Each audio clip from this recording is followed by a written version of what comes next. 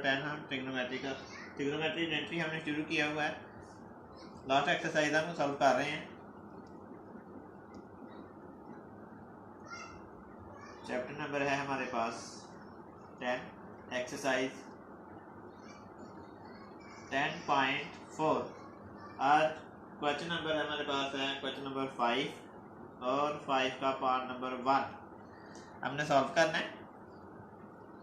Question है हमारे पास cos 20, cos 40, cos 60, cos 80 equal है 1/60।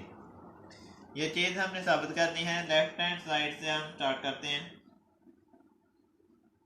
cos 20,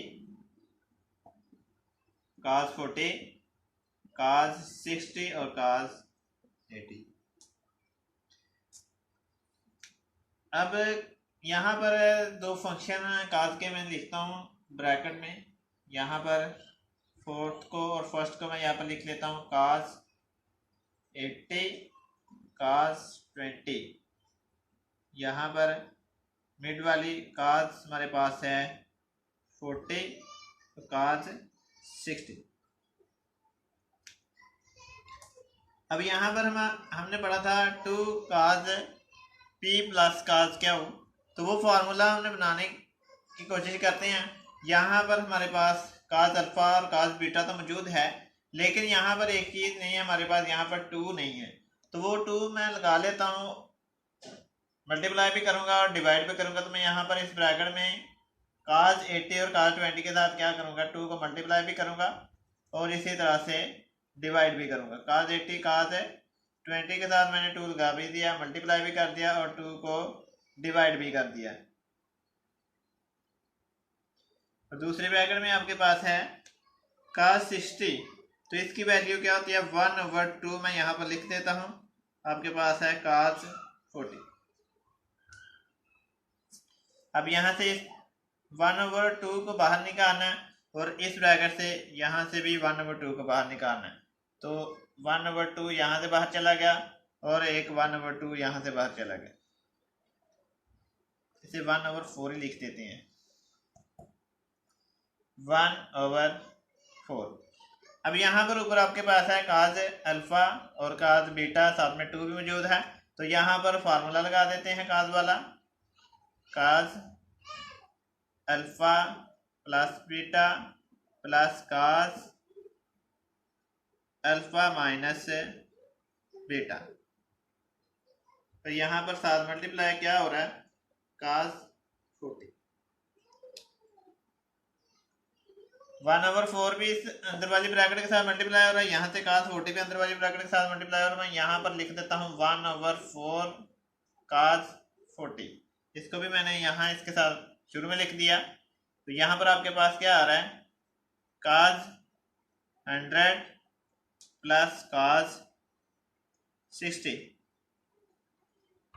अब आपने क्या करना है 1/4 cos 40 को मल्टीप्लाई करना है, लेकिन उससे पहले मैं यहाँ पर cos 60 की जो वैल्यू वो लिख देता हूँ 1/4 cos 40।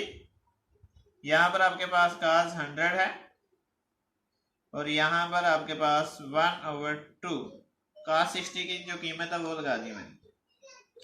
अब उसके बाद इसको मल्टीप्लाई करते हैं हम 1/4 cos 40 cos 100, उसके बाद 1/4 है, यहाँ 1/2, तो आपके पास आ जाएगा 1/8 cos 40।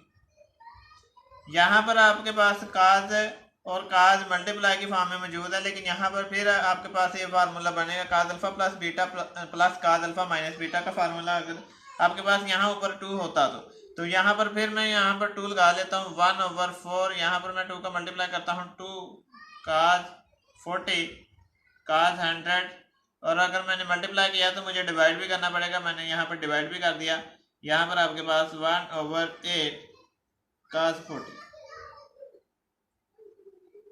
अब ये नीचे वाला 2 इस 4 के साथ मल्टीप्लाई हो जाएगा बाहर, तो आपके पास 1/8, और यहाँ पर आपके पास क्या है 2 cos 40, यानी कि cos अल्फा और cos बीटा की फॉर्म मौजूद है। साथ में 2 भी मौजूद है, तो यहाँ पर फिर आपने फार्मूला क्या लगा देना है, cos 40 plus 100 plus cos 40 minus 100। यहाँ पर आपके पास प्लस 1/8 cos 40 1/8, यहाँ पर आपके पास cos 140 प्लस cos, यहाँ पर आपके पास फंक्शन cos का है तो यहाँ पर एंगल आपके पास -60 आ रहा है, लेकिन यहाँ पीछे जो cos फंक्शन है इसने अपने माइनस एंगल को प्लस में तब्दील कर देना होता है, तो मैं यहाँ पर लिख देता हूँ 60। अब यहाँ पर आपके पास है प्लस 1/8 cos 40। यहाँ से देखें दोबारा, आपके पास था question cos 20 cos 40 cos 60 cos 18, तो यहाँ पर मैंने cos 18 को और cos 20 को इकट्ठा कर दिया, लिख दिया। यहाँ पर cos 40 है, cos 60 को मैंने इकट्ठा लिख दिया।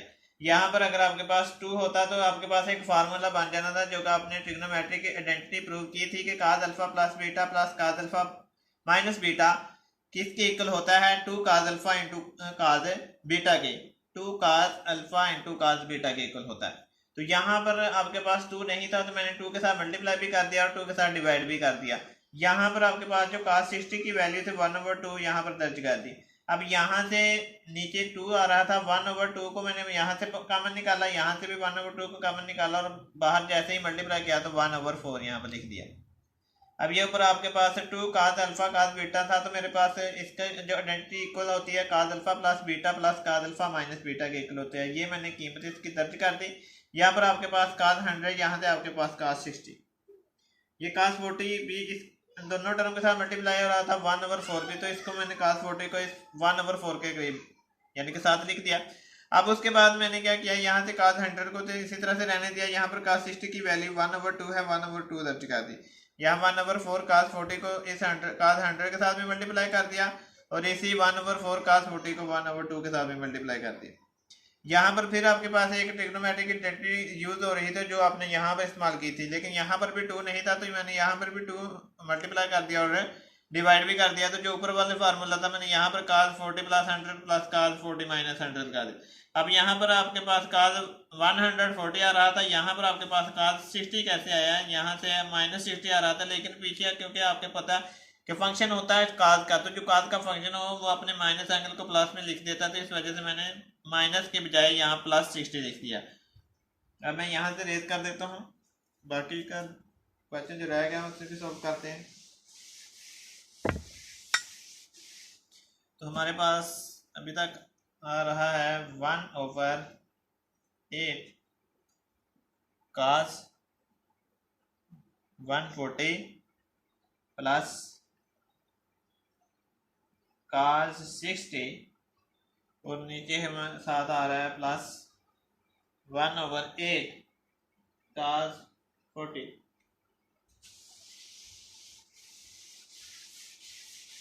यहाँ से हमने इक्वल साबित करना है कि 1/16 इसका आंसर है। अब 1/4 1/8 cos 140, यहाँ आपके पास है इसकी कीमत जो वैल्यू है वो क्या है 1/2 cos 60 की, यहाँ आपके पास 1/8 cos 40। अब इसको मल्टीप्लाई करते हैं 1/8 cos 140, अब इसको बाहर मल्टीप्लाई करते हैं 1/28 16, यहाँ आपके पास प्लस 1/8 cos 40। अब यहाँ 140 को मैं 2 हिस्सों में तब्दील करूँगा, 1/8 यहाँ पर cos है तो यहाँ पर लिखूँगा 180 माइनस 40 प्लस 1/16 1/8 cos 40।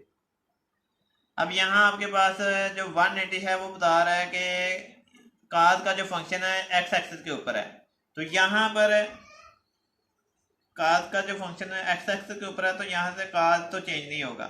cos के साथ मैंने एंगल लगाना होता है सेकंड वाला, तो सेकंड एंगल मेरे पास 40 है। अब रही बात कि हमने यहाँ पर cos के फंक्शन के साथ अलामत कौन सी लगानी है, प्लस की लगानी है या माइनस की, तो वो आपको बता रहा है कि 180 से माइनस हो रहा है, तो इसका मतलब है दूसरे रबे में आ रहा है, ये दूसरे क्वाड्रेंट में आ रहा है, तो दूसरे क्वाड्रेंट के अंदर जो काज का फंक्शन होता है, ये आपके पास प्लस का नहीं होता, ये माइनस का होता है। तो मैं यहाँ पर इसके साथ लगा देता हूँ माइनस। दोबारा से देख लें, काज 180 के ऊपर तो काज ही रहेगा, और एंगल मैंने लिखना होता है दूसरा जो 40 मैंने लिख दिया, तो ये 180 में से माइनस हो रहा है, तो ये आ रहा है सेकंड क्वाड्रेंट में, और सेकंड क्वाड्रेंट के अंदर जो काज का फंक्शन होता है वो माइनस होता है। यहाँ आपके पास प्लस 1/16 ऐसे ही रहेगा, यहाँ प्लस 1/8 काज 40। अब यहाँ आप देख सकते हो -1/8 काज 40, यहाँ प्लस 1/8 काज 40, तो ये दोनों टर्म आपस में क्या होगी, कैंसिल। तो आपके पास आंसर क्या रह गया, 1/16। यही आपकी राइट हैंड साइड थी जो आपने सॉल्व करनी थी। दोबारा देखें यहाँ से 1/8 काज 140 प्लस काज 60, यहाँ काज 60 की वैल्यू दर्ज कर दी, यहाँ उसके साथ 1/8 के साथ मल्टीप्लाई कर दिया। काज 140 था तो मैंने 140 को लिखा 180 माइनस 40, यहाँ में से 180 में से माइनस करूंगा तो दोबारा मेरे पास 140 आ रहा है। अब यहाँ पर आपके पास ये बता रहा है कि यहाँ काज का फंक्शन काज में ही रहेगा, लेकिन ये दूसरे क्वाड्रेंट में आ रहा है, तो दूसरे क्वाड्रेंट के अंदर जो काज का फंक्शन होता है वो नेगेटिव होता है। यहाँ ये माइनस का है, ये प्लस का है, तो दोनों टर्म आपस में कैंसिल होगी, तो आपके पास आंसर क्या आ गया, 1/16। तो यही हमने साबित करना था कि हमारे पास काज 20 काज 40 काज 60 काज 80 इक्वल होता है 1/16 के, तो हम साबित कर चुके हैं। आज के लिए इतना ही, अपना ख्याल रखना, दुआ में हमें याद रखना। अल्लाह हाफिज।